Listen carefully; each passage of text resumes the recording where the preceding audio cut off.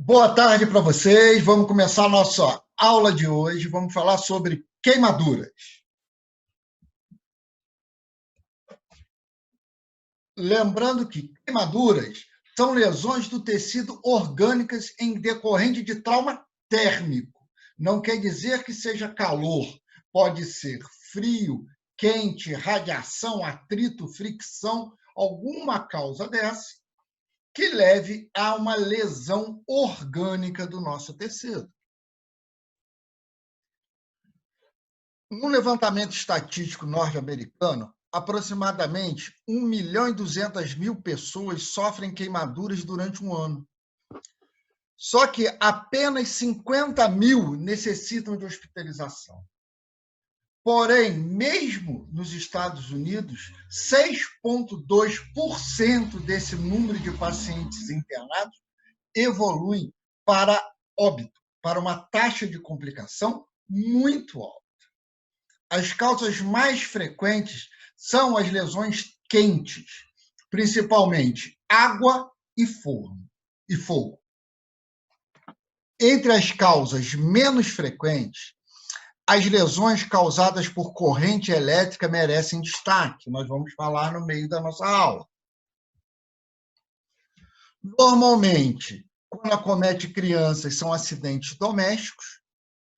Adolescentes, estudante de medicina, manipulação de álcool fazendo churrasco, e adultos, normalmente, ambiente profissional.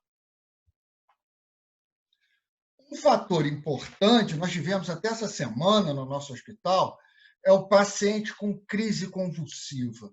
Isso causa grandes queimaduras. Então, o paciente dessa semana que deu entrada no hospital estava colocando fogo em folhas, teve uma crise convulsiva e caiu sobre essas folhas. Então, normalmente, esses tipos de lesões levam a grandes queimaduras, queimaduras de espessura total da pele, porque eles ficam muito tempo em contato com essa fonte de agressão.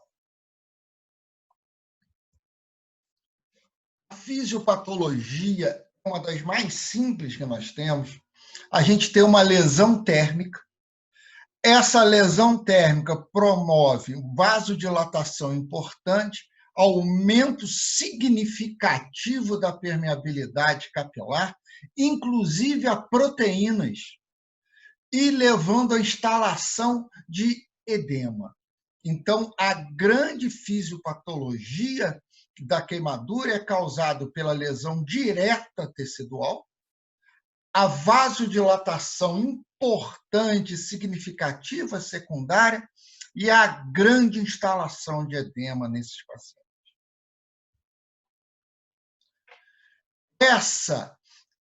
Esse edema leva a importantes alterações hemodinâmicas, leva à liberação da resposta endócrino-metabólica ao trauma, iniciada pela cascada CTH, cortisol.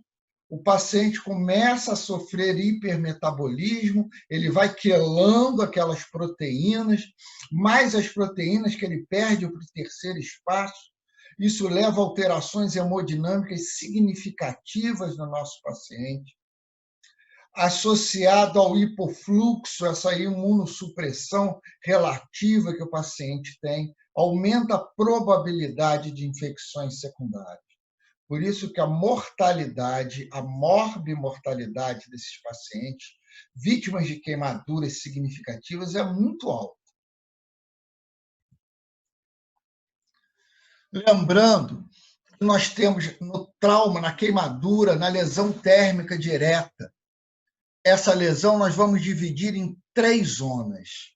A gente tem uma zona de destruição tecidual direta, que é a zona onde a queimadura foi o mais próxima daquela lesão. E a gente chama essa zona de coagulação. Então, há uma coagulação intravascular significativa com uma destruição desse tecido. Lateralmente, na região em torno dessa zona de coagulação, nós temos uma zona chamada zona de estase. essa zona de estase é imediatamente adjacente à área queimada. Essa zona de estase ela pode evoluir para o retorno normal ou pode fazer coagulação da microcirculação e essa área estender. Então, essa zona de estase, assim que o paciente chega, a gente não sabe como é que ela vai se portar. Por isso que você precisa reavaliar esse paciente em torno de 24, 48 horas. E na periferia de toda essa lesão térmica, a gente tem uma zona de hiperemia, no qual você tem vasodilatação local, inicialmente provocado pela lesão direta, circunvizinha essa área, e depois a própria vasodilatação, que faz parte do processo cicatricial. Então, dividindo, nós temos 3 áreas na minha queimadura. A área de coagulação, que é a área da destruição direta pela lesão térmica. E na periferia de toda a área, uma área de hiperemia. Entre essa zona de hiperemia e a zona de coagulação, eu tenho uma zona intermediária chamada zona de estase. Essa zona que eu não sei para onde vai. Ela pode evoluir para regeneração, para cura do tecido sem maiores lesões, porém ela pode aprofundar através de coagulação intravascular e estender essa queimadura. Repetindo, então, a queimadura inicial, você tem uma avaliação inicial da área da superfície corpórea queimada. Em 24 e 48 horas, você precisa reavaliar esse paciente, porque você vai ter um regrudecimento dessa zona de hiperemia, e essa zona de estase ela pode evoluir para a queimadura propriamente dita, para a lesão tecidual, como ela pode evoluir para uma solução, para uma normalidade e diminuir a área inicial da minha queimadura. Quanto à profundidade da lesão, inicialmente, a gente tinha 3 áreas de queimadura. 2 de queimaduras parciais, que seria primeiro e segundo grau, uma de queimadura de espessura de pele total, que seria a queimadura de terceiro grau. Hoje, nós temos mais 2 áreas de queimadura. Então, temos a primeiro grau, que continuou, não houve a mudança, e a terceiro grau, que não houve mudança. A segundo grau passou a se subdividir em segundo grau superficial e segundo grau profunda, porque eles começaram a notar que tinha áreas de queimadura que eram muito semelhantes a macroscopicamente a área de terceiro grau, mas ainda tinham características da segundo grau. E também existe uma queimadura chamada de quarto grau, que é a queimadura total do membro, ou carbonização total do membro, aonde há destruição de músculo, subcutâneo, osso, então a pele é toda, o tecido todo lesado, da pele a áreas contíguas.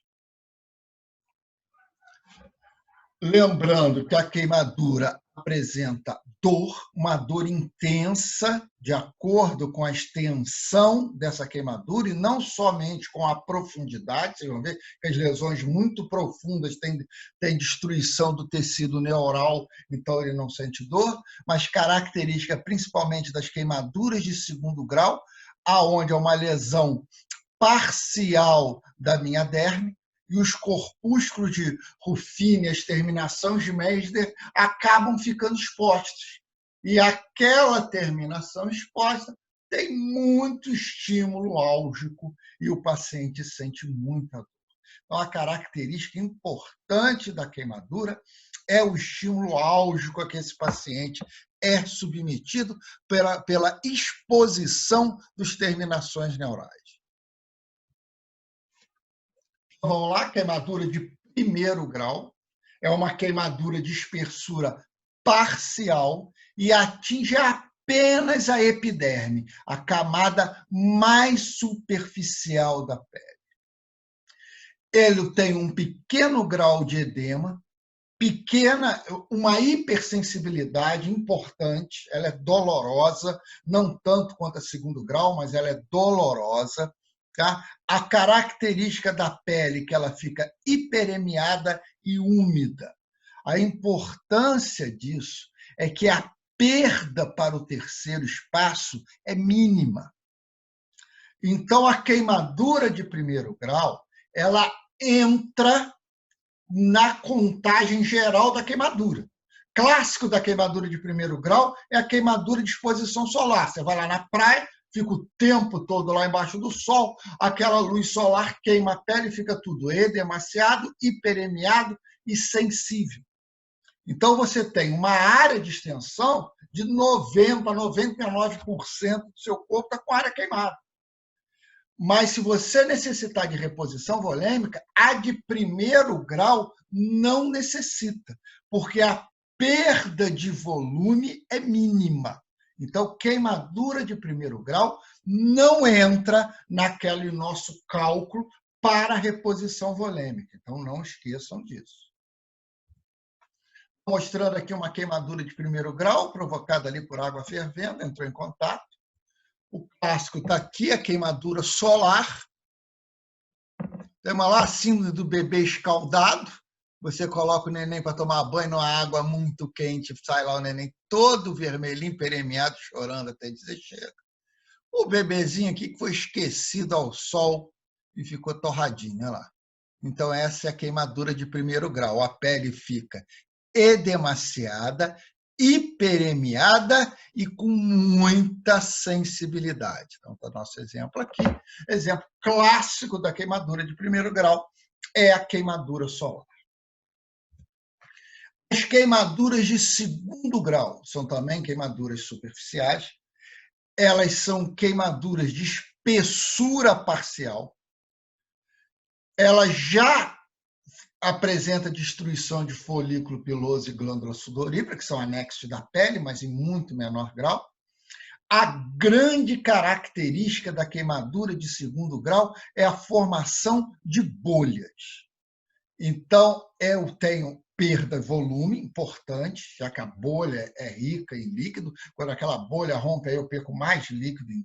Então, a queimadura de segundo grau é importantíssimo no meu cálculo de reposição. Ele perde bastante líquido, perde líquido acentuado. Tem uma dor muito mais acentuada. Então, a grande característica é a formação de bolha. Quando você rompe aquela bolha, você tira aquela pele superficial de cima, a derme exposta ela é vermelha e úmida e altamente sensível. Ela leva de 14 a 21 dias. A queimadura de primeiro grau não deixa cicatriz nenhuma. A de segundo grau pode deixar algum grau de cicatriz, mas é mínimo também. E, normalmente, o grande exemplo é a queimadura de sol que perpetuou. Queimadura de fricção, ou seja, a característica da queimadura de segundo grau, que é a formação de bolhas.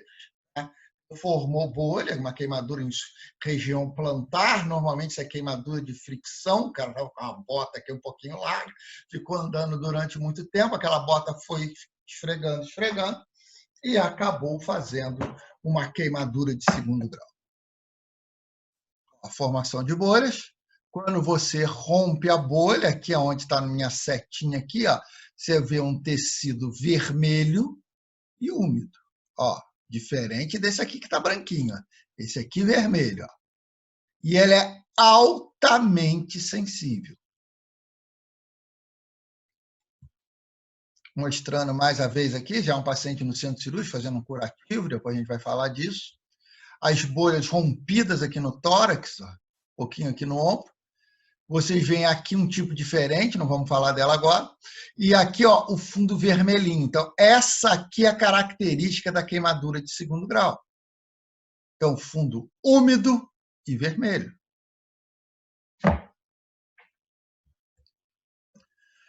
A queimadura de segundo grau é muito parecido com a queimadura de terceiro grau. falar um pouquinho só para vocês entenderem. A queimadura de terceiro grau é uma queimadura de toda a derme. Eu queimo toda a espessura da derme. Quando eu queimo toda aquela derme, a pele, primeira coisa, ela perde elasticidade. Ela fica um branco marmóreo, ela fica espessa. Como eu queimo a pele toda, eu queimo todas aquelas terminações neurais. Se eu queimo aquela terminação neural, a grande característica da queimadura da terceiro grau, além da pele rígida, é a ausência de sensibilidade, não dói. Então, eles começaram a notar que tinha um grupo de pacientes que, a olho nu, quando você tirava a bolha, o fundo era branco.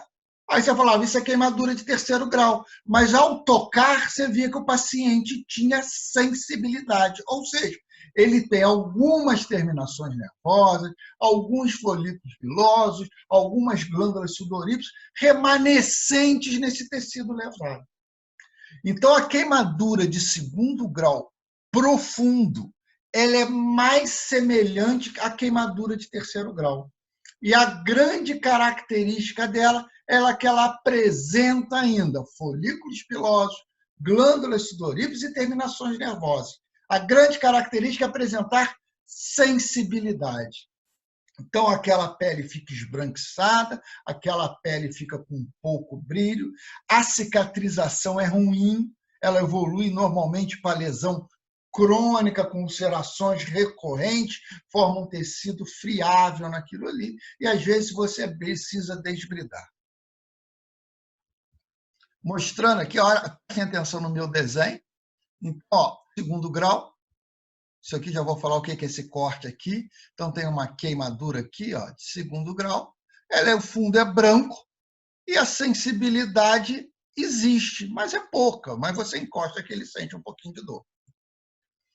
Então, recapitulando, queimadura de terceiro grau é uma queimadura de espessura total. Quando ela acomete tecido mais abaixo, eu chamo de quarto grau, ela tecido celular, músculos e ossos. A grande característica é o tecido marmóreo, esbranquiçado, duro, rígido e sem sensibilidade. Então, vocês veem o mesmo exemplo que eu mostrei no segundo grau. Por quê? Porque o tecido é semelhante, tá? Então, o terceiro grau, ele é mais esbranquiçado, sem sensibilidade. Segundo grau, discretamente menos esbranquiçado. Só de você olhar, como vocês estão vendo nessa mão, eu tenho dificuldade de falar. A grande diferença mesmo é a sensibilidade do tecido, porque a de segundo grau profundo ainda apresenta algumas terminações neurais. Mostrando aqui um paciente, ó, vítima de queimadura, rompeu bolha, não é mais de primeiro grau, então é segundo grau, aqui nossa área aqui de coagulação central. Mostrando aqui uma outra queimadura, olha só, a bolha rompeu, vocês veem aqui, ó, vermelhinho, então isso é segundo grau superficial, tecido exposto. Aqui esbranquiçado, é segundo grau profundo ou terceiro grau. Macroscopicamente, só de eu olhar, é meio difícil falar qual é a diferença do segundo grau profundo e terceiro grau. Normalmente, o terceiro grau, vocês olhem aqui na mama, tem esse aspecto meio marmóreo, vocês veem que parece um mármore mesmo. Normalmente, isso é terceiro grau. Ele perde o brilho totalmente, a pele fica endurecida. Mas a grande diferenciação na clínica é a sensibilidade. Você toca isso aqui, ele não tem sensibilidade nenhuma. Segundo grau profundo, ele teria um pouquinho de sensibilidade. E o tecido, apesar de duro, é menos duro do que no terceiro grau.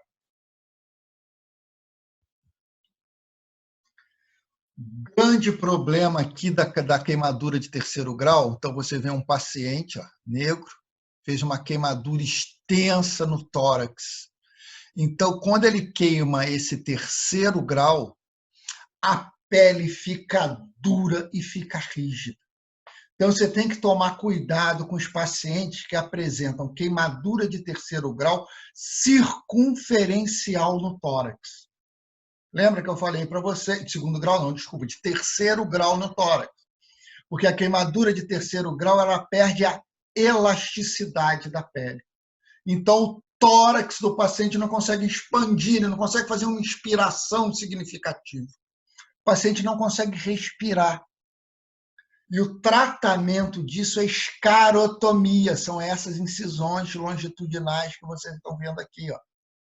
Você faz essas incisões, isso é feito em ambiente do pronto-socorro, você faz na hora que o paciente não consegue respirar, pega o bisturi e passa. Normalmente o paciente não tem dor, porque ele já está obnubilado, já está torporoso, ele está retendo CO2, está hipoxêmico, cerebral, ele não tem muita noção do que você está fazendo. Então você vai passar o bisturi aqui para aquele pulmão conseguir expandir, para aquela pele conseguir melhorar a elasticidade e ele conseguir respirar. Depois que ele consegue respirar, você vê que ele já está em um ambiente cirúrgico, você vai levar ele para o centro cirúrgico, vai anestesiar e vai complementar suas escarotomias para esse paciente conseguir respirar. Outra complicação, aqui vocês veem um membro, como perde elasticidade, você lembra que em fisiopatologia ele tem muito edema, então imagina, começa a dar edema nessa perna, mas a pele não distende, então vai aumentando muito a pressão dentro da perna e vai fazendo uma síndrome de compartimento. A pressão aumenta tanto que vence a pressão das artérias de condutância, no caso femoral, tibial, poplite, e não chega sangue na extremidade do membro, vai necrosar. Então, você leva esse paciente para o centro cirúrgico, agora faz uma escarotomia ampla, abre inclusive a fáscia, que seria fasciotomia, para diminuir a pressão no interior dessa perna e eu conseguir a manutenção do fluxo sanguíneo na periferia do membro. A regra da superfície corpórea hoje é a nossa regra dos 9, continua sendo a regra clássica dos 9. Cabeça, vocês veem que a gente fala 9, aí vem aqui no exemplo e coloca um 4,5. 4,5 porque a cabeça toda é 9. 4,5 anterior, 4,5 posterior. Tórax anterior, 9. Tórax posterior, 9. Abdômen anterior, 9. Abdômen posterior, 9. Todo membro superior, 9. Todo membro superior, 9. Coxa, 9. Perna, 9. Então, lembra que eu falei 10 vezes o número 9. 1, 2, 3, 4, 5, 6, 7, 8, 9 e 10 posterior. 10 vezes 9, 99. 99, faltou 1%. 1% ou é o pescoço ou é o períneo, totalizando 100% da área queimada.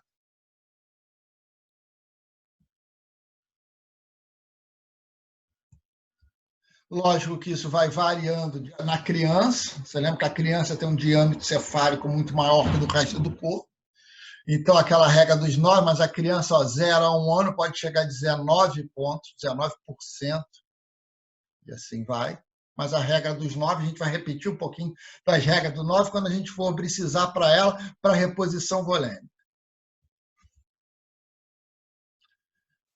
Queimadura de primeiro grau. Quanto que eu considero agora a complexidade das queimaduras? Ou seja, pequeno, médio e grande queimado. Então, por enquanto, até aqui, o que a gente vai ficar? A regra dos 9, eu calculo a porcentagem da minha área queimada.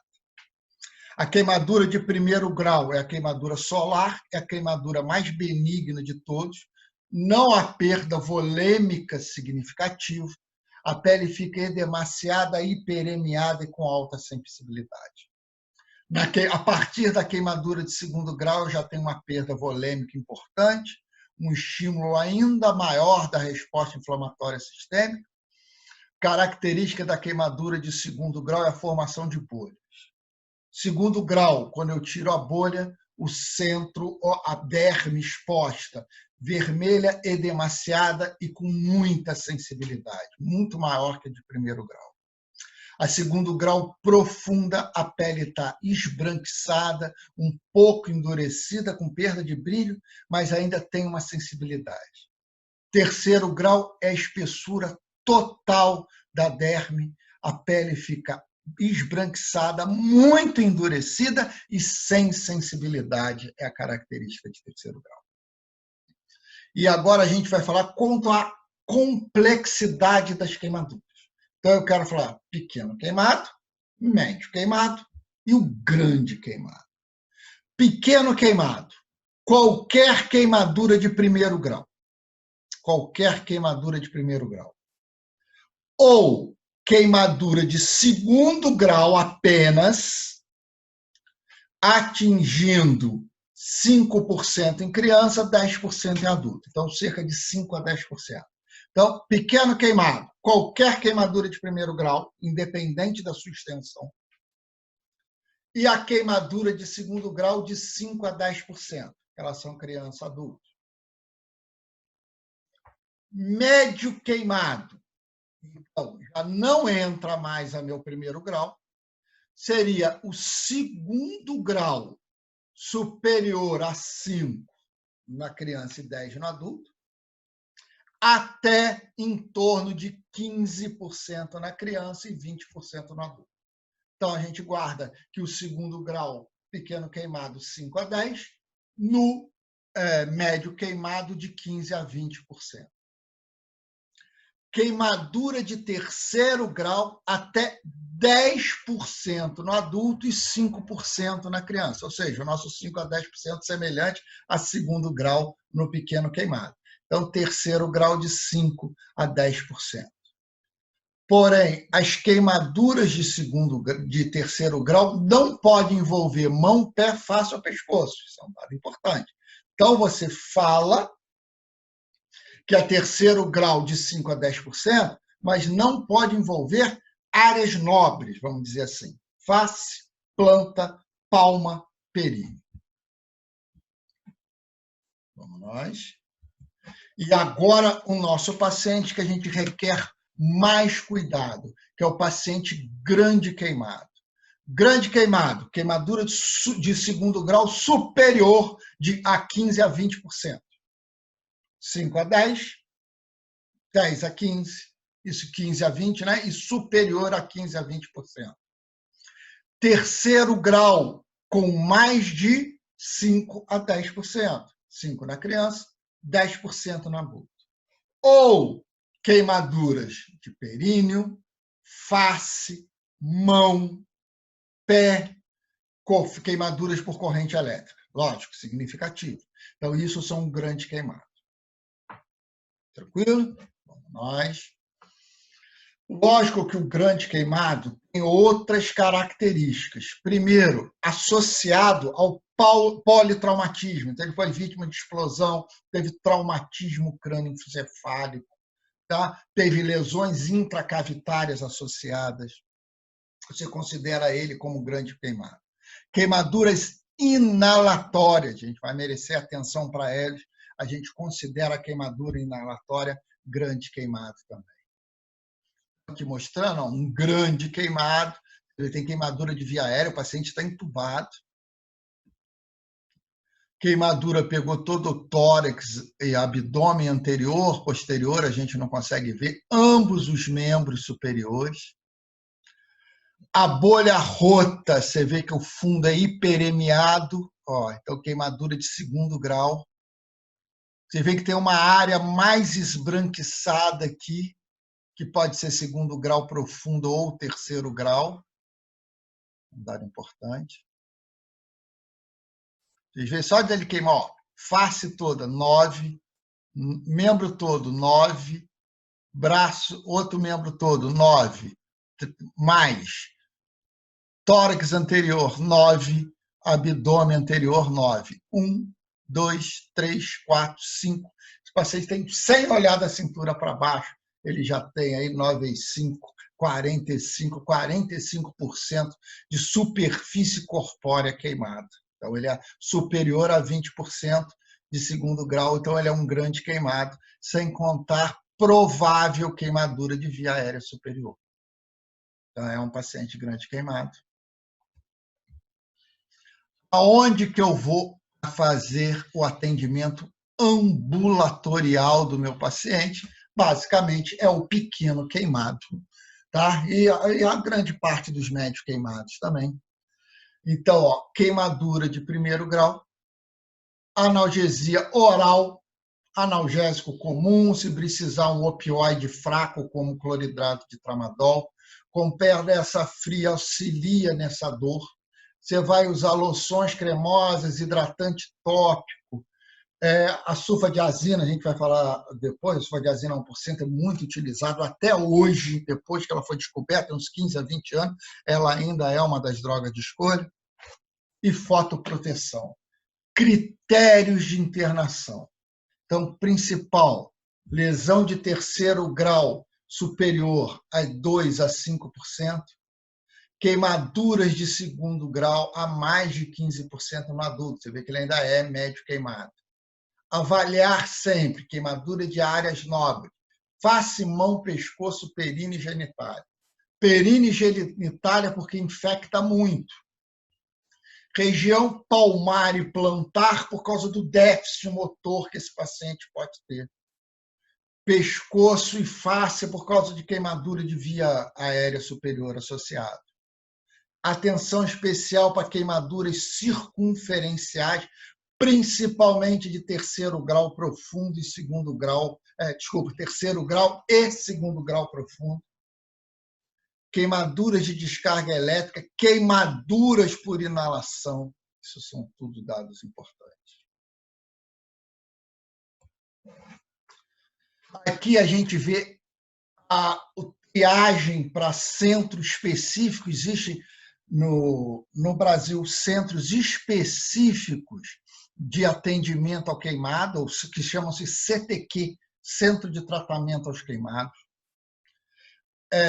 No estado do Rio, a gente tem o Hospital do Andaraí, é a principal referência de centro de tratamento de queimados. A grande indicação são queimaduras significativas das áreas nobres, queimaduras de espessura total, queimaduras de elétrica, queimaduras químicas, principalmente queimadura de via aérea superior. Então, são para os grandes queimados, que você não tem capacidade de absorver. Isso vai variando de local para local que você está. Tanto é que você veja aqui, ó, crianças queimadas em um hospital sem pessoal qualificado ao equipamento pediátrico. Então, depende muito de onde você está também, para o centro de rastreamento, para centro especializado de queimadura. Qual a importância do centro especializado de queimadura? Você tem uma equipe especializada. Então, você precisa de fisioterapia, precisa de enfermagem, cirurgião plástico, centro cirúrgico funcionando 24 horas, unidade de terapia intensiva, respirador. São os cuidados que você precisa de um paciente vítima de uma lesão grave. Vamos agora voltar ao nosso atendimento inicial ao paciente queimado, que é semelhante à aula que vocês já tiveram com o professor Nilson. Né? É um trauma. Então, primeira coisa, o A, B, C, D e o E do trauma. A, vias aéreas.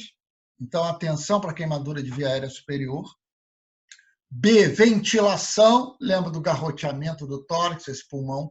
C, circulação, ele já faz um choque hipovolêmico, ele já faz vamos falar melhor, uma hipovolemia importante só pelo edema instalado na queimadura. Vocês vão ver que a reposição volêmica tem que ser vigorosa, mas esses pacientes podem ter lesões associadas. Então, ele pode ter lesão intracavitária, paciente vítima de explosão, acidente automobilístico, o carro pegou fogo, essas coisas todas, de déficit neurológico, e o resto, a exposição das vestes, ou seja, o cuidado com a queimadura propriamente dita. O que nós temos que tomar cuidado é com as lesões inalatórias. Então, nós vemos aqui um corte mostrando nariz, boca, via aérea superior, a árvore brônquica.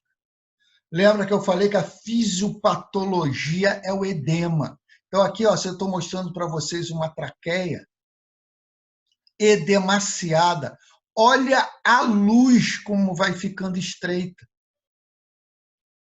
Então, se eu deixar um paciente vítima de queimadura de via aérea superior instalar o edema, eu não consigo passar uma prótese para ele respirar, eu não consigo introduzir o tubo. E não adianta eu fazer uma via de aérea cirúrgica, fazer uma traqueostomia, que eu tenho acesso à traqueia cervical. E ele tem edema em toda a traqueia direita, traqueia esquerda, brônquios. Então, esse paciente, o grande cuidado num paciente com queimadura é a intubação precoce. Então, o paciente chegou no pronto-socorro com suspeita de queimadura de via aérea superior, ele deve ser intubado o mais precoce possível. E vai ficar assim 48, 72 horas até aquele edema entrar em remissão. E aí você vai retirar o paciente. Se você esperar aqueles nossos critérios de insuficiência respiratória, não é isso? PaO2 menor que 60, PCO2 maior que 60, frequência respiratória maior do que 40, esse paciente já está em franca insuficiência respiratória. Você não vai conseguir passar um tubo orotraqueal satisfatório. Você vai ter que passar um tubo orotraqueal muito fino. E talvez você não consiga dar a quantidade de oxigênio necessária para esse paciente. Então, mais uma vez repetindo, queimadura de via aérea superior, o tratamento é intubação o mais precoce possível. Então, quando que eu suspeito que esse paciente tem queimadura de via aérea superior? Está aqui o nosso quadrinho. Queimadura de face, chamuscar cílio e fibriças nasais, naquele pelinho no nariz, escarros carbonáceos, ou você abre a boca, ele está cheio de escarro carbonáceo, está cheio de secreção carbonácea na boca. Roquidão, porque ele faz edema de toda a árvore traqueal, inclusive das cordas vocais, então o paciente faz roquidão. E aqui já são sinais de hipofluxo, de hipoxemia cerebral, que ele teria confusão mental. Óbvio que a história de explosão em ambiente fechado também fala a favor, mas de todos esses achados clínicos, o mais importante na suspeita de queimadura de via aérea superior é rouquidão. Então, isso é um dado importante. Se ele tem rouquidão, ele tem edema de corda vocal. Conduta na suspeita de queimadura de via aérea superior. Sendo o paciente, intubação precoce. Vai manter esse paciente intubado de 48 a 72 horas, pelo menos, com a melhora clínica do paciente, ou com não retenção de CO2, o paciente oxigenando bem, ou você faz, o ideal, fazer uma broncoscopia, você olha aquela árvore para ver o grau de edema, você não tem mais edema. Ou se o paciente clinicamente bem, na ausência de broncoscopia, você vai acordando o paciente e tentando estubá-lo aos poucos. Então, não esqueçam disso. Suspeita de queimadura de via aérea, a conduta padrão é intubação orotraqueal. Principal manifestação clínica que te leva a pensar em queimadura de via aérea superior, rouquidão.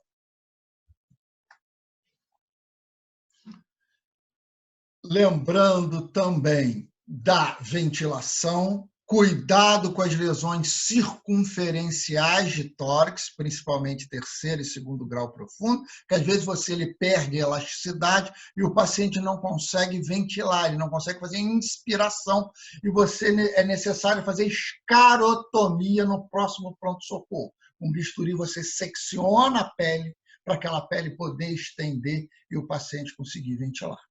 Não adianta entubar paciente com queimadura circunferencial de tórax. Você vai entubar, vai jogar oxigênio lá dentro, mas você não consegue expandir a caixa torácica. Então, segundo, lembra da física, chegamos no C, circulação. Você lembra que esse paciente faz muito edema e perca volêmica importante, e é necessário eu repor volume nesse paciente. A grande indicação de repor volume são as queimaduras a partir de 20% da área queimada. Lembrando que queimadura de primeiro grau não faz parte da conta para a reposição volêmica, porque a primeiro grau a perda hídrica é mínima, não causa manifestação hemodinâmica. Então, essa queimadura de 20% é de segundo grau para cima. Lembrando que o paciente vítima de queimadura extensa, normalmente superior a 20% de segundo grau, o paciente vai fazer hipovolemia, podendo evoluir para choque hipovolêmico, insuficiência renal, acidose metabólica, começa estimulando os mediadores inflamatórios, translocação bacteriana e CIRS. É um paciente cirético, é um paciente que vai fazer um processo inflamatório, catabolismo proteico e principalmente edema. Primeiro atendimento, então, o paciente ao queimado, nós já falamos, então, avaliar a via aérea, ou ABCDE. Depois que você estabiliza, ou mesmo no momento você vai fazer analgesia, lembra que a dor é muito grande, principalmente nas queimaduras de segundo grau superficial. Normalmente você precisa fazer analgesia para esse paciente. Pode usar dipirona, alguns trabalhos falam em antiespasmódico, porque o vaso faz muito espasmo, isso é meio teórico e o paciente sente mais dor por causa disso, mas normalmente esse paciente é necessário fazer derivados opioides. Curativo do grande queimado, normalmente em centro cirúrgico, onde você vai desbridar aquela pele já desvitalizada solta, vai lavar aquela ferida com soluções antissépticas e vai cobrir aquele paciente. Vamos falar já sobre os curativos. Cuidado com áreas especiais, mais uma vez, orelha mal vascularizada. Então, a grande complicação das lesões da orelha é o paciente fazer condrite. A cartilagem cicatriza muito mal, o paciente faz necrose, pode perder a orelha. Olhos devem ser bem lavados, usado de pomadas antibióticas oftálmicas e manter esse olho ocluído pelo menos por 6 horas para posterior reavaliação pelo especialista. Mãos e pés, fisioterapia precoce. Vocês lembram que a fase da cicatrização, a última fase da cicatrização é retração da cicatriz. Então, essa mão pode retrair e o paciente ficar com déficit posterior.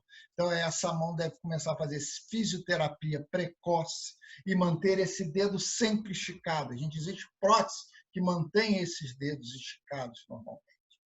Períneo, tomar cuidado, porque é uma área com grande proliferação bacteriana e pode evoluir com infecção. Queimadura elétrica merece uma atenção especial para a nossa aula. Nós temos de baixa tensão e de alta tensão. Baixa tensão, normalmente corrente alternada, e alta tensão, corrente contínua. A baixa tensão, ela não causa lesões muito extensas, é mais para de alta tensão. O problema é quando essa corrente, ela atravessa todo o corpo.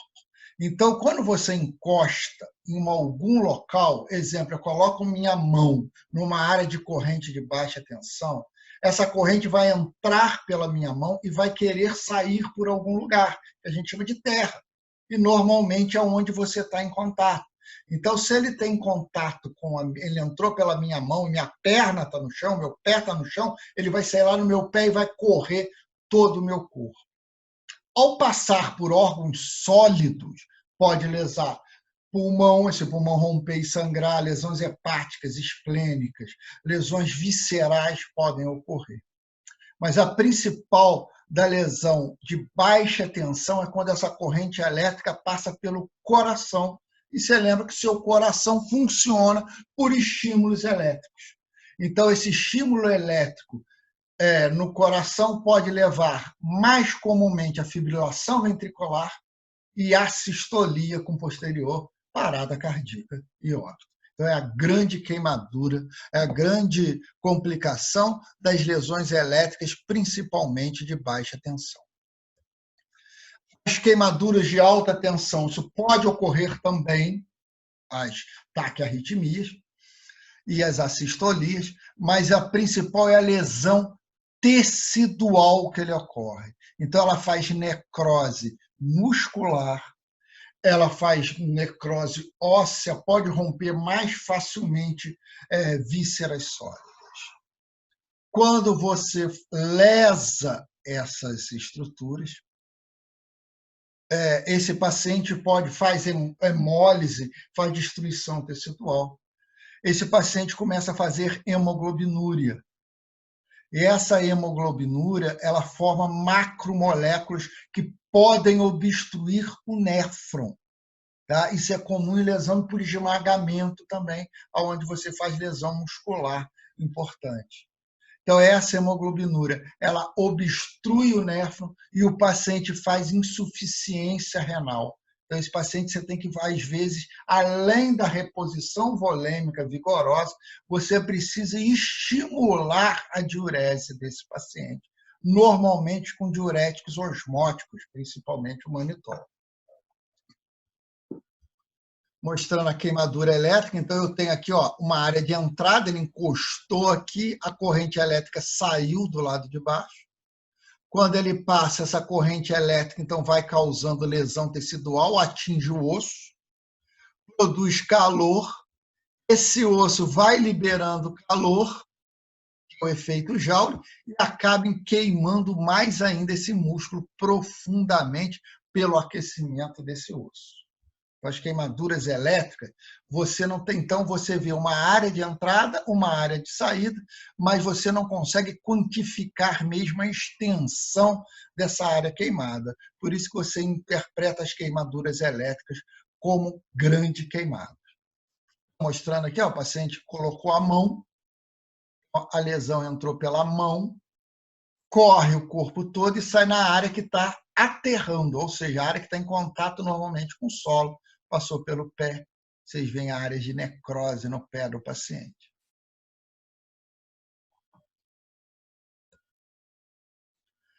Normalmente você faz profilaxia antitetânica para esse paciente, há necessidade, que é uma solução importante do PEG, você sabe que o Clostridium tetani ele vive no solo normalmente. Profilaxia para hemorragia digestiva, a profilaxia normalmente você precisa de bloqueador H2, não precisa de bloqueador de bomba de prótons, que é a úlcera de Curlin, que é um clássico. Recapitulando no meu trauma, eu preciso, primeiro, é o ABCDE, avaliar a permeabilidade das vias aéreas. Primeiro, cuidado com queimadura de via aérea superior. Então, mais uma vez, estamos repetindo, o principal achado clínico é a rouquidão antes de aparecer hipoxemia, qualquer coisa. Lógico que eu tenho outros achados, queimadura de face, pescoço, fímbrias nasais, cílios, escarro carbonáceo, secreção carbonácea no orobaço, na cavidade oral, mas o principal é a rouquidão. Na suspeita de queimadura de via aérea superior, intubação precoce. No B, que é a ventilação, o principal cuidado são as queimaduras circunferenciais do tórax, principalmente segundo grau, profundo e terceiro grau, onde o tórax perde a elasticidade e a sua capacitância. Então, você precisa lancetar essa pele através de incisões totais nessa pele, chamado escarotomia. São procedimentos emergenciais. Você faz no pronto-socorro. E o C vai entrar a reposição volêmica, que é o nosso próximo assunto. Procurar a história clínica, se foi em ambiente fechado, se teve explosão, prensando e outras lesões associadas. Analgesia importante, normalmente com derivados opioides. Curativo, que a gente vai falar um pouquinho no final da aula. Se eu for repor volume, monitorização hemodinâmica importante.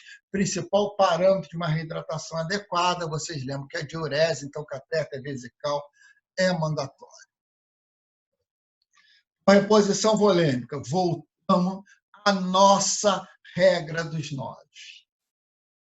Então, face, anterior e posterior, 9, tórax, 9, abdômen, 9, tá? Dorso, também 9, tórax posterior e região lombar, 9, tá? Todo membro, 9, todo. Aqui está 4,5, porque é anterior e 4,5 posterior, 9. Membro inferior, 9, 9, 9, 9. Tá? Vão dar 11 vezes o número 9, 11 vezes 9, 99. Mais um ponto, que é pescoço e região perineal, 100% de área queimada. Então, para quantificar minha área queimada, a 1% entra. Então, o cara ficou no sol, saiu vermelho, igual um camarão, e está lá, 99,9% de área queimada. Porém, na reposição volêmica, a queimadura de primeiro grau não entra na minha conta. Não, isso é muito importante. Vocês já vão ver a quantidade de volume importante que a gente precisa repor. Existem várias maneiras de eu repor volume nesse meu paciente. Várias maneiras. Hoje, a mais feita é o Parkland. 4 ml por quilo por porcentagem de área queimada de Ringer lactato. Você lembra que esse paciente, por fazer hipoperfusão tecidual, ele faz muita acidose. O lactato do Ringer é transformado em bicarbonato do fígado para ajudar a combater essa acidose. Como no trauma, Ringer lactato ainda é a droga de escolha de reposição para o meu paciente. Lembrando que o soro fisiológico expande mais, mas o Ringer lactato é usado por causa da acidose que acompanha o paciente grande queimado. Lembrando que sempre há uma discussão entre cristalóide e colóide, o que é o melhor, nós não vamos entrar no mérito disso, porém, colóide é contraindicado nas primeiras 24 horas do paciente queimado. Então, ele é contraindicado. Lembra que eu falei para vocês que ele aumenta tanto a permeabilidade, que essa permeabilidade, os poros ficam muito largos do vaso e permitem a livre passagem de proteína para o terceiro espaço. Então, se eu fizer colóide, proteína para esse paciente, ele vai perder essa proteína para o terceiro espaço e eu vou piorar o edema desse paciente. Então, isso é muito ruim.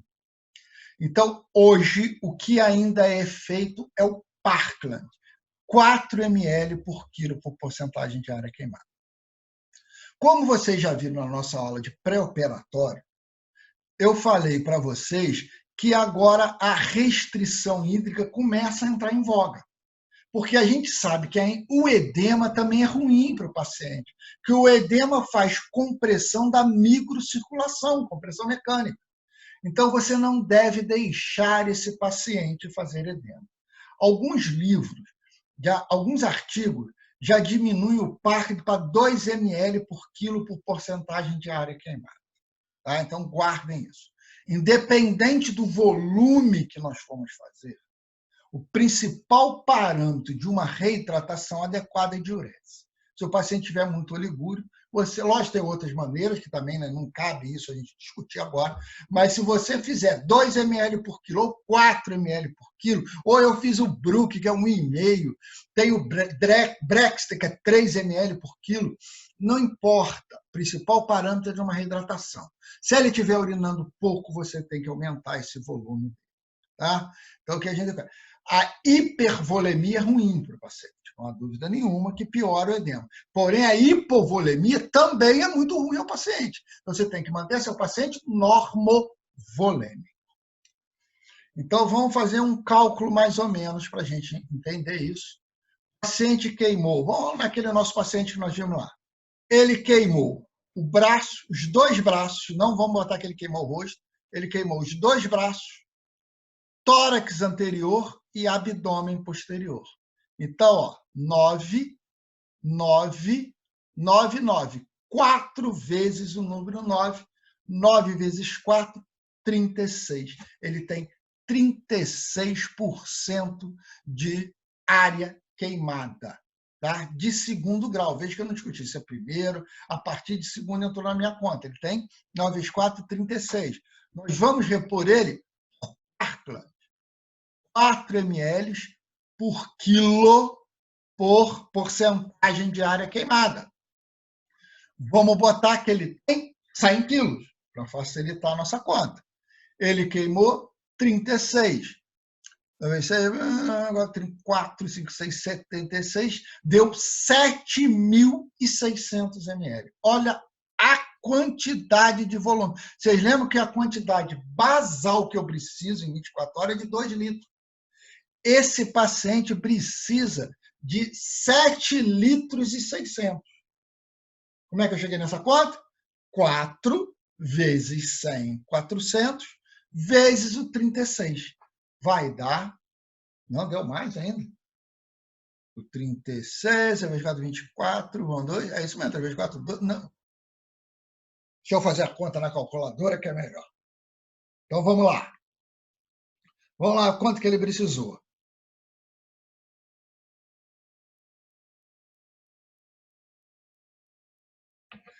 Quatro ml, vezes o quilo, ele pesa 100 quilos, vezes 36, que é a porcentagem de área queimada.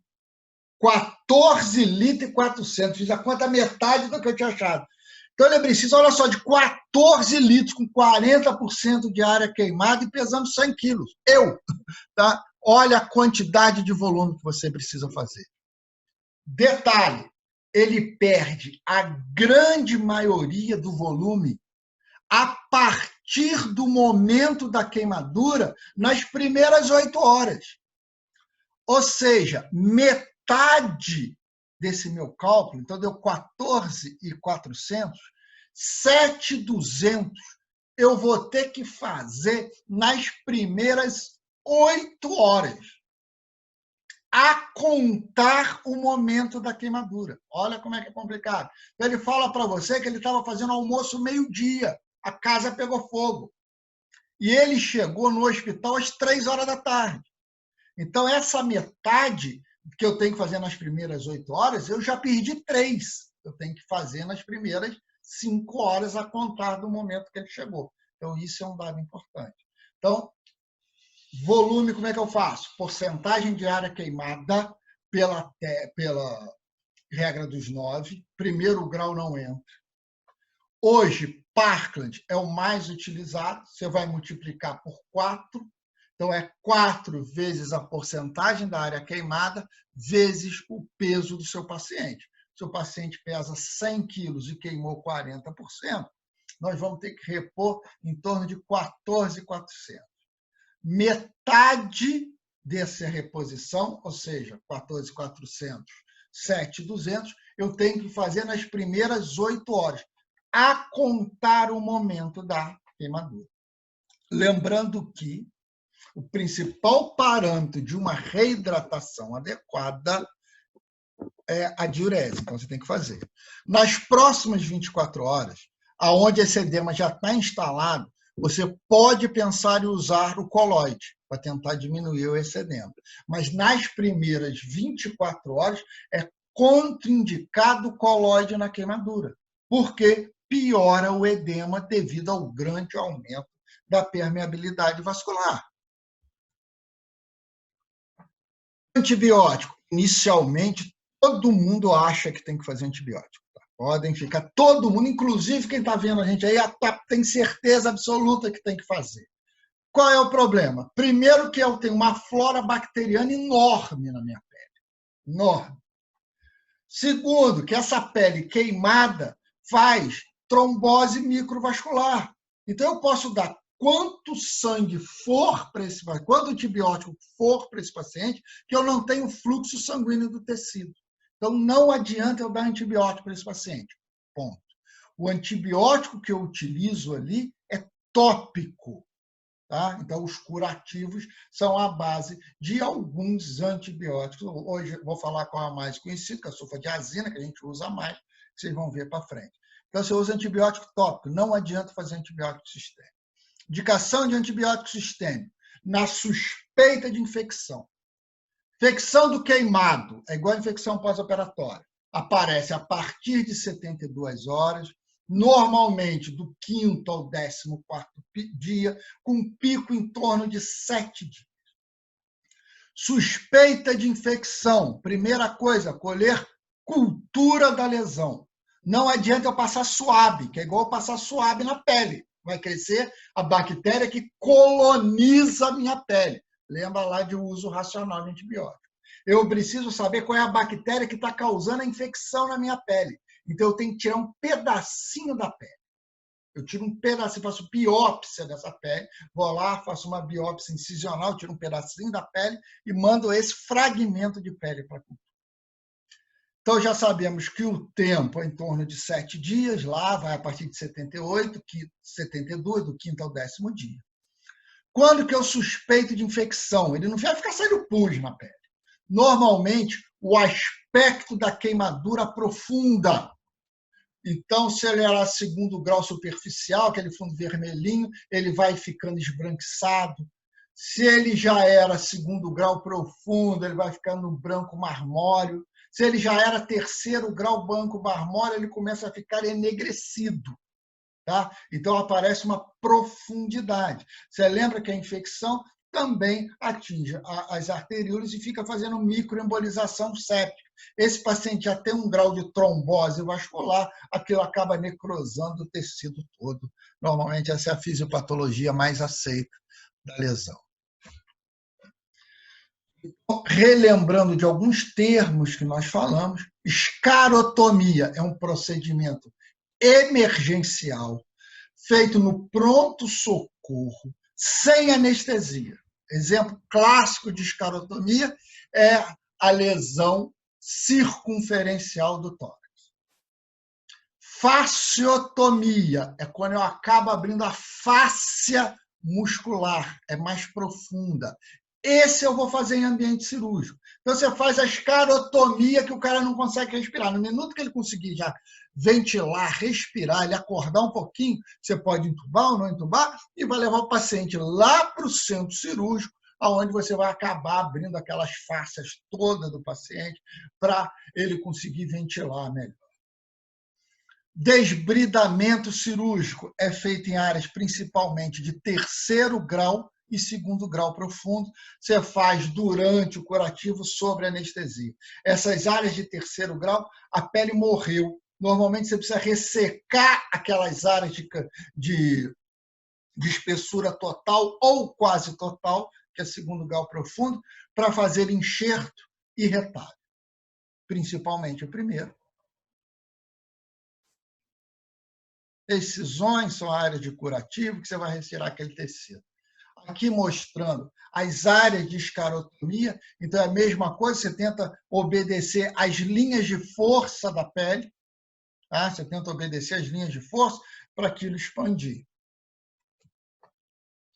Finalmente, o curativo. Então, o último cuidado que eu penso, lembra da aula do professor Nilson de trauma?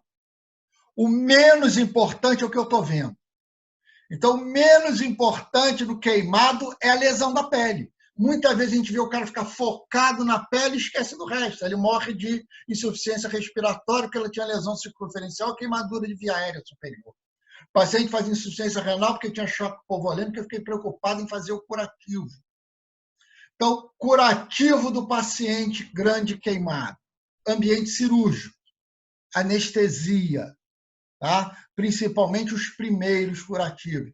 Você vê, olha, o cirurgião paramentado, luva cirúrgica estéreo, capote cirúrgico. Então, você vai lavar, ó, uma gazezinha, você vai passar um antisséptico degermante. Degermante é aquele que faz espuminha, iodopovidona, a clorexidina, qualquer degermante desse da vida aqui, ó, está passando branquinha clorexidina, amarelinha iodo, iodopovidona. Então, você vem esfregando, vem tirando. O ideal é você romper essa bolha toda de uma vez, não há muita controvérsia contra isso. Tá? Rompe as bolhas, você aumenta a perda de volume. Isso de curativo biológico, esqueçam disso, já está provado que na bolha da queimadura, 48 horas depois, tem crescimento bacteriano ali. Então, a maioria dos trabalhos falam para que você romper a bolha, no Sapson de vocês fala para você romper a bolha. Aqui, utilizando, depois que você lava, limpa, seu faça sulfadiazina de prata 1%, sobre as queimaduras. Ó. Depois você vai colocar uma gaze úmida. Essa gaze úmida pode ser umidificada com glicerina, com vaselina, com soro fisiológico, com a própria sulfadiazina. Então, você vai molhar para evitar que ela agarre na pele. Tá? Então, você vai botar uma gaze úmida. Então, você passou primeiro a pomada, bastante pomada, que vocês viram aqui. Ó. Depois, você faz um curativo úmido sobre essa pomada.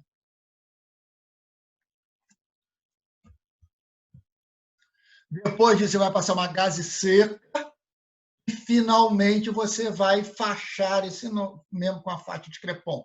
Lembrando que esse curativo não pode ser compressivo, não pode ser apertado, senão eu faço, diminui ainda mais o fluxo para o tecido e dificulta a cicatrização e aprofunda a queimadura. Então, esse curativo é frouxo. Mostrando aqui, ó, uma queimadura de 3º grau. Olha só, as escarotomias. Ó.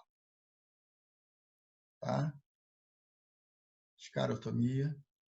Aqui vocês veem queimadura de 3º grau branco. Aqui, ó, queimadura de 2º grau superficial, vermelho.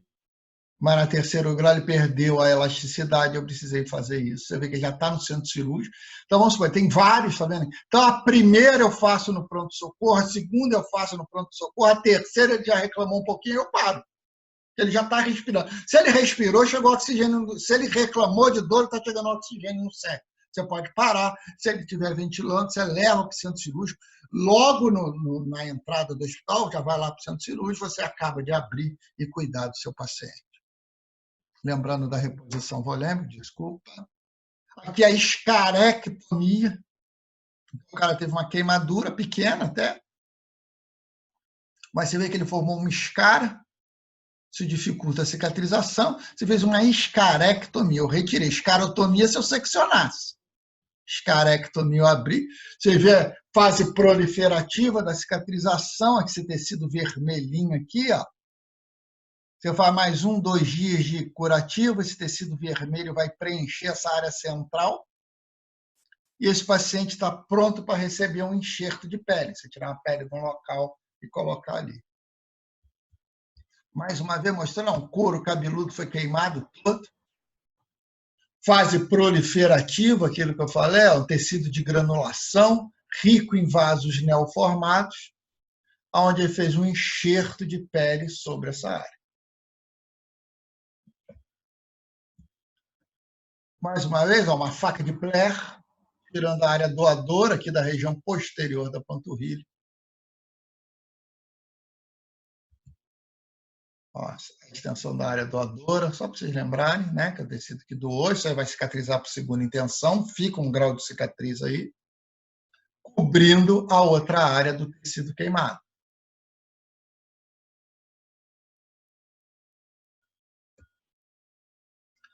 Aqui mostrando o clássico, que é a pele de tilápia. Hoje a gente já usa muito esses tecidos orgânicos. O clássico que foi desenvolvido no Brasil, que é a pele de tilápia, você usa na queimadura. Tá? Você cobre, é um curativo biológico, a vantagem é que você não precisa ficar trocando ele durante muitos períodos. Tá? Essa pele é retirada, né, da tilápia, ela é tratada, ela é embebida, ela é esterilizada, depois você usa como curativo, que mostrando o aspecto final da lesão. Então, o que é importante da gente pensar em queimadura? Queimadura é um tipo de trauma que choca muito, somente os grandes queimados. Você vê aquela foto daquela senhora em pé, a pele descolando do corpo. Então, isso inicialmente é um trauma. A queimadura por si só é o que menos preocupa no momento. Você tem que primeiro pensar, lembrar da aula do professor Nilson, em lesões associadas. Esse paciente está ventilando, esse paciente está respirando, esse paciente está hipotenso, fazendo hipofluxo. Preciso que ele respire, preciso que ele ventile, preciso de 2 acessos venoso periférico, fazer volume para esse paciente. Vocês já aprenderam? Parkland é o mais utilizado. Tá? Se for necessário, vaso profundo para monitorização hemodinâmica, saturação venosa de central de oxigênio, cateterismo vesical é importante, nutrição enteral para esse paciente é importante. Então, se ele tiver queimadura de via aérea, vai ficar no tubo, vale a pena passar uma sondinha nasoenteral para nutrir esse paciente, diminuir catabolismo proteico. Desculpa, diminui não, você restaura o catabolismo proteico, você diminui translocação bacteriana, então isso tudo são pontos importantes no seu paciente. Ok? Referência é o nosso livro de sempre, é o capítulo 22 do Sabiston. Tá? Tem outros livros, tem o Current na nossa biblioteca, também tem um capítulo muito bom sobre queimaduras. Vocês podem acessar a minha biblioteca da nossa instituição, que tem esse livro lá, mas a maioria de vocês eu sei que tem o Sabiston, que é um excelente livro que a gente usa como livro-texto para vocês.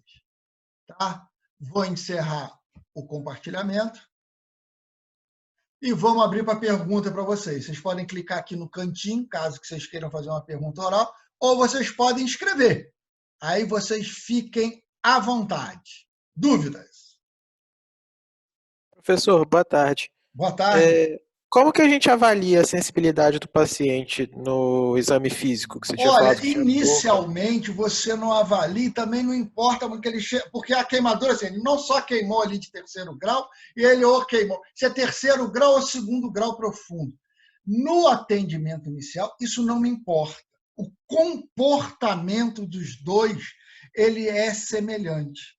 Então, os dois têm diminuição de elasticidade, os dois vão cicatrizar muito mal, os dois eu vou precisar retirar aquilo ali.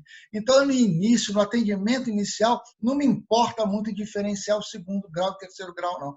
Essa diferença é didática, entendeu? Porque está ali no legal, porque eles notaram isso.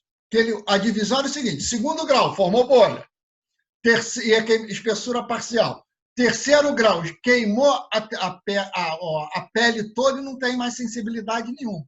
Aí eles olharam uma queimadura que era de terceiro grau, a olho nu, e quando encostou nele, ele tinha dor.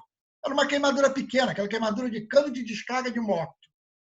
Mas no atendimento, isso não me importa. Importa é o cara ficar vivo, é o ABCDE. Depois você leva ele lá para o centro cirúrgico. Tá? Então, essa divisão, terceiro grau, segundo grau profundo, ela é mais didática. Não tem como eu avaliar isso. O cara está doendo todo, imagina o cara pegar fogo. Tá certo? Entendi, obrigado, professor. Outra pergunta.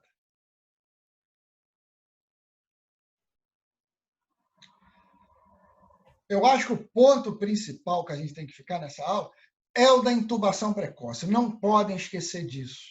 Porque a gente aprende o tempo todo, PO2 menor que 60, PCO2 maior que 60, frequência cardíaca maior que 140, frequência respiratória maior que 40, insuficiência respiratória. Se você deixar um cara com queimadura de via aérea superior fazer isso, a chance de você não conseguir entubar e ele falecer na sua frente é muito grande. Suspeitou de queimadura de via aérea superior, tem que entubar. E o segundo é a queimadura circunferencial do tórax, porque o cara chega assim, insuficiência respiratória. Aí você entuba e o cara não melhora. Não melhora por quê? Porque você está jogando ar dentro do tórax, mas o tórax não expande. Tá? Então, são dois pontos que eu quero que vocês levem. O outro ponto que é importante na hidratação é aquilo. Você faz aquela conta, leva em calculadora, para você me errar a conta com o Reinaldo, metade nas primeiras 8 horas, a contar o momento da queimadura. O principal parâmetro de uma reidratação adequada é a diurese. Então, se você está fazendo lá 7 litros nas primeiras 8 horas e ele não está urinando, você tem que fazer mais volume nesse paciente. Professor, a partir de quantos centímetros, mais ou menos, de queimadura, eu vou saber que o paciente necessita de enxerto? Isso também depende do grau da lesão, depende da queimadura. Por exemplo, a lesão, normalmente, lesões acima de 2 a 5 centímetros, você já pensa em fazer enxerto. Mas a lesão é de 1 centímetro no canto do olho. Se você deixar essa lesão de 1 centímetro cicatrizar, ela vai retrair e o paciente vai ficar com déficit. Então, isso é relativo. Às vezes, a gente tem paciente com lesão de 10, 15, 20 centímetros na região posterior da coxa. Você acaba não fazendo nada e deixa aquilo cicatrizar por segunda intenção. Tá? Então, isso, você tem que avaliar isso aí caso a caso. Vocês têm que lembrar o quê?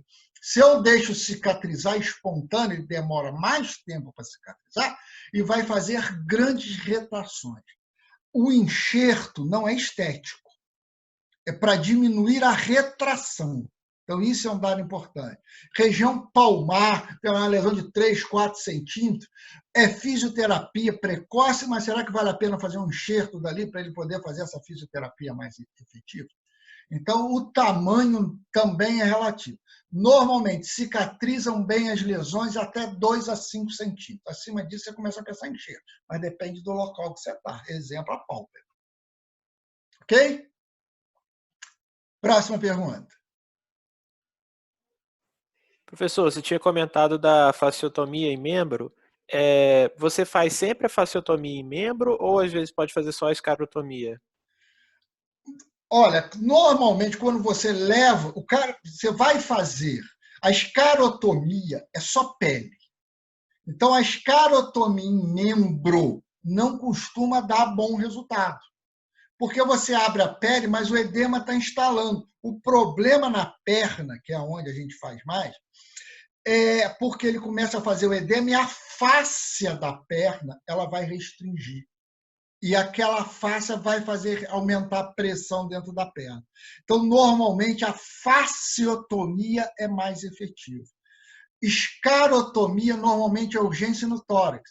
Assim mesmo, você começa a fazer a escarotomia, você leva o paciente para o centro cirúrgico e aprofunda a escarotomia e faz fasciotomia. A fasciotomia é mais efetiva, então você tenta fazer a fasciotomia. Ok? Sim, obrigado. Obrigado. Mas a escarotomia é mais rápida. Por isso que no trauma o cara não consegue, mas o cara não conseguia respirar. Você entubou, o cara não expande. Você vai lá e abre. Até que uma hora você conseguiu jogar oxigênio para dentro, vai oxigênio para o cérebro.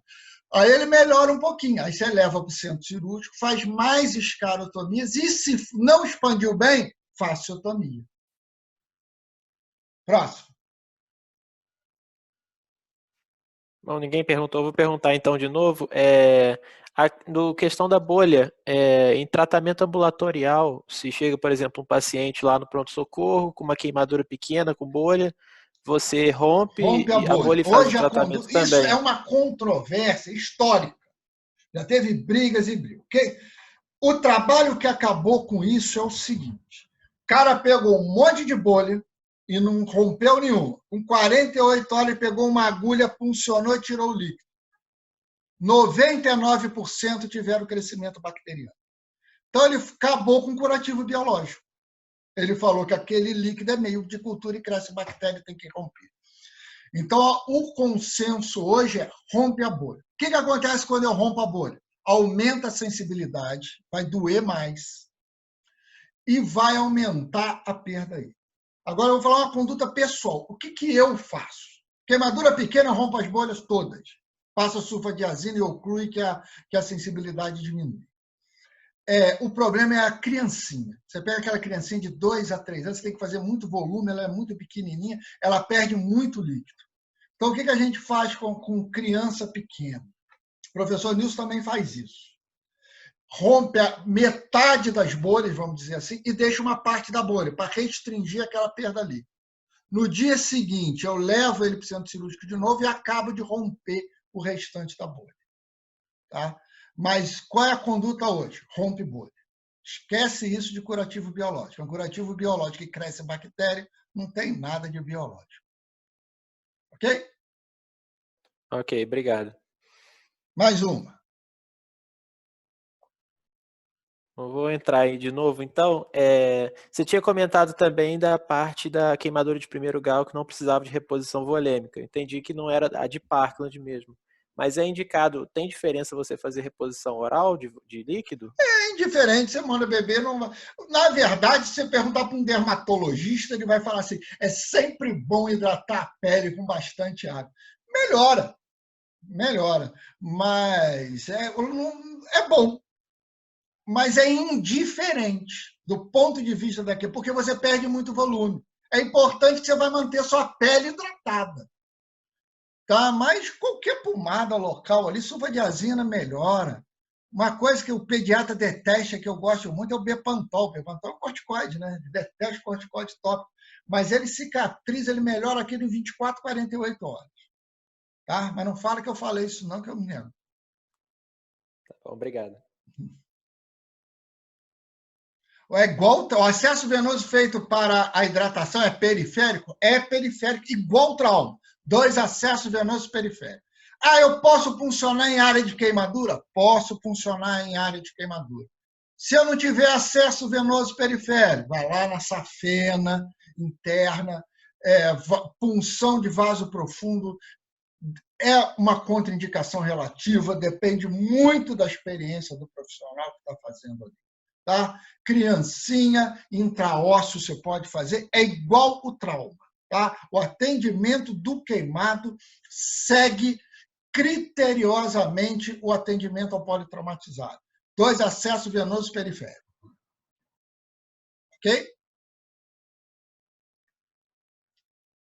Mais alguma?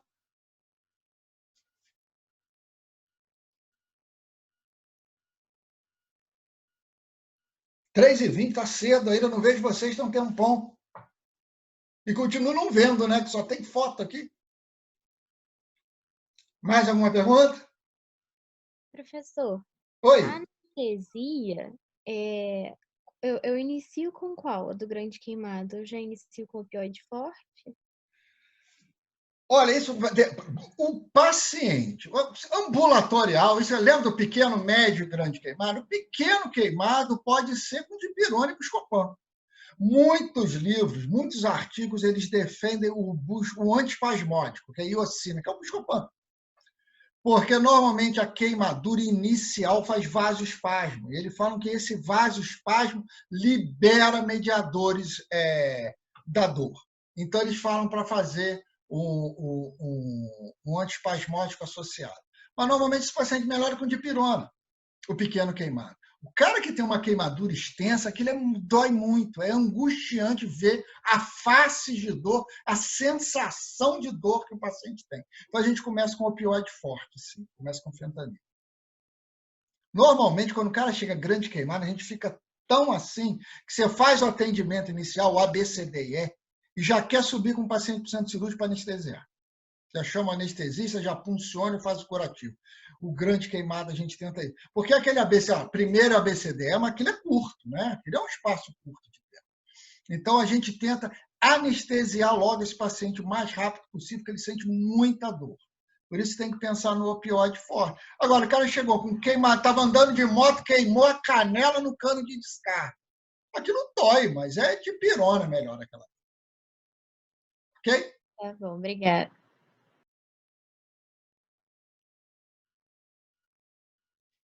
Mais alguma?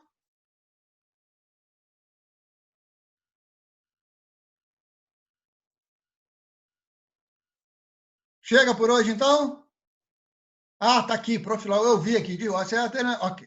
Mais uma dúvida. Profilaxia antitetânica. Igual profilaxia, já é feita na admissão. Normalmente você não tem como perguntar nada, né? Não tem como perguntar. O cara chegou, estava no queimar, você já faz lá no ambiente. Se precisar, você faz soro antitetânico. Tá? Queimadura de face, couro cabeludo, palma e planta, você faz o soro antitetânico também. 5.000 unidades, cinta muscular, pós-teste negativo. Faz lá no atendimento. Normalmente você faz. Já começou, o cara chegou, faz analgesia, 2 acessos, vai lá, faz o ATT 0,5 ml. Tá? Já faz no momento. No momento. O ideal é você fazer 48 a 72 horas.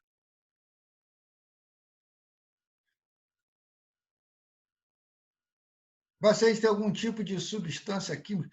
Olha, essa queimadura química, eu procurei nem entrar, porque a maioria você tem que usar antagonista. Eles falam para você não lavar nem com soro para não estender. Normalmente, você liga para o seu... Existe um centro de intoxicação química que você tem. Você precisa fazer um antagonista, seja carvão ativado, seja o que for. Na dúvida, a gente acaba lavando mesmo com soro fisiológico. mas alguns são contraindicados, inclusive soro fisiológico. Tá? Então, o ideal é você fazer um antagonismo. Lembrando até que no próprio curativo do queimado, todo antisséptico é tóxico. Então, se você usar o iodopovidona, a clorexidina, também faz lesão tecidual. Mas as queimaduras químicas são as exceções. Tá? Normalmente, você não tem que limpar, você tem que neutralizar. Bom é quando o seu paciente estiver com roupa, você tem que dispor as vestes dele todas. Tá? Na dúvida, você vai lavar com soro fisiológico. Mas o ideal é você saber qual é o antagonista. A maioria desses químicos que existe em casa, embaixo, no próprio rótulo, normalmente o paciente traz junto, vem falando qual é o antagonista que você tem que utilizar. Ok?